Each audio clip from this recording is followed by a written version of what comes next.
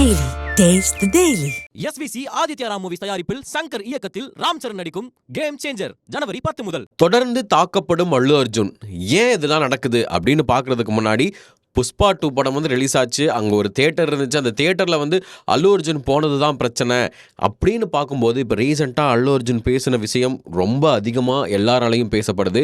ஆக்சுவலாக அவர் பேசின விஷயம் வந்து ஒரு பக்கம் வந்து நான் எந்த தப்பும் பண்ணலை, ஏன் எல்லாரும் என்னையே சொல்கிறீங்க, இதுக்கு எனக்கும் சம்மந்தமே கிடையாது அப்படின்னு வந்து உடச்சி பேசியிருக்கிறாரு. ஸோ இதை பேசினதுக்கப்புறமா அவர் வீட்டில் வந்து தக்காளி கல் இந்த மாதிரி வச்சு வீட்டுக்குள்ளே இறங்கி வந்து பூந்தொட்டியை உடைக்கிறது, இந்த மாதிரி நிறைய விஷயங்கள் நம்ம சோசியல் மீடியாவில் பார்த்துருப்போம். அதுக்கு முன்னாடி இது எங்கே இருந்து ஸ்டார்ட் ஆச்சு அப்படின்னு பார்த்தோம்னா, ஆரம்பத்திலேயே அல்லு அர்ஜுன் டீம் வந்து இந்த மாதிரி ஒரு படம் வந்து நாங்கள் வந்து விசிட் பண்ணலான்னு இருக்கோம் இந்த படத்தை இந்த தியேட்டரில் அப்படின்னு சொல்லும்போது ஓகே ஃபஸ்ட்டு வாங்க அப்படின்னு தான் சொல்லியிருக்காங்க போலீஸ் தரப்பில். அதுக்கப்புறமா அவங்க வந்து செக் பண்ணிவிட்டு இல்லை இந்த தியேட்டர் ரொம்ப சின்ன தியேட்டராக இருக்குது, இங்கே வந்தால் பிரச்சனைகள் வர வாய்ப்புகள் இருக்குது அப்படின்னு சொல்லிட்டு டினை பண்ணியிருக்காங்க. வேணாங்க வர வேணாம் அப்படின்னு சொல்லியிருக்காங்க. இருந்தாலும் அல்லு அர்ஜுன் நான் வருவேன் அப்படின்னு சொல்லி வந்ததாகவும் சொல்லப்படுது.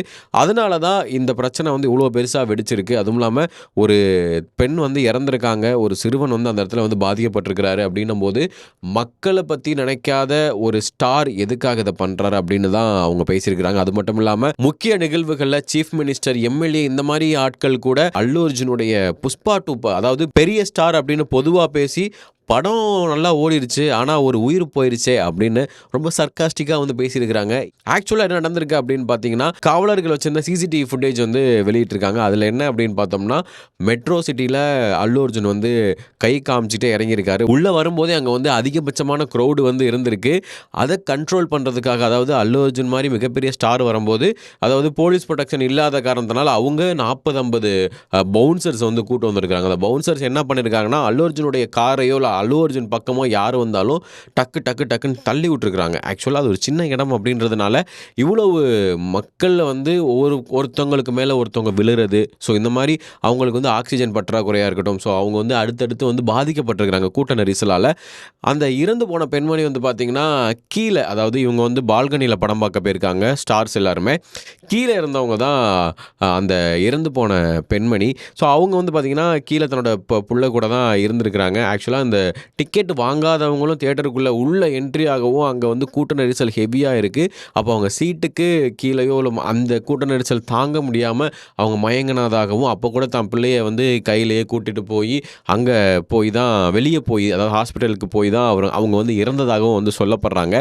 அதுவும் இல்லாமல் இந்த மாதிரி ஒரு பெண் ஒருத்தவங்க இறந்துட்டாங்க அப்படின்னு சொல்லிட்டு அல்லு அர்ஜுன் கிட்ட சொன்னதாகவும், அவர் வந்து முழுக்க நான் வந்து படத்தை கிளைமேக்ஸ் வரை பார்த்துட்டு தான் போவேன் அப்படின்னு சொன்னதாகவும் சொல்லப்படுது. இவ்வளோ நாள் நடந்த விஷயங்கள் வந்து அல்லு அர்ஜுன் வந்து ஓகே போலீஸ் சொன்னாங்க அப்படின்னு சொல்லிட்டு போலீஸை போய் அந்த ஆஜரான மாதிரி ஒரு வீடியோ வந்திருக்கும். அவர் டீ குடிச்சிட்டோ காஃபி குடிச்சிட்டோ அப்படியே வெளியே வந்திருப்பாங்க.